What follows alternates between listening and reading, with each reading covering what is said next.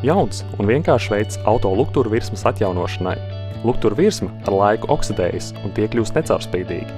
Mēs jums parādīsim, kā jūs paši varat šo problēmu risināt, izmantojot ArmorAll Headlight Restoration salvetes, kuras nodrošinās tīrīšanu un aizsargu slāņu uzklāšanu.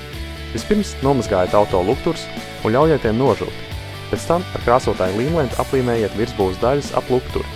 Izņemiet salveti no iepakojuma numur 1 un turot to salocīt, ar horizontālām taisnvirziena kustībām un vienmērīgu spiedienu notīriet oksīdu kārtiņu. Kad salvetes viena puse kļūs netīra, apgrieziet to otrādi. Pēc tam ielūkiet netīro pusi uz iekšu un turpiniet tīrīšanu, līdz salvete kļūs sausa. Kad abu lukturu šādi apstrādāt, izņemiet salveti no iepakojuma numur 2 un ar vienvirziena kustībām, it kā krāsojot, noklājiet lukturu virsmu ar aizsargkārtiņu un ļaujiet tiem nožūt. Šis ir vienkāršākais veids, kā atjaunot jūsu automobīļa lukturu stiklus un iegūt noturīgu, paliekošu rezultātu.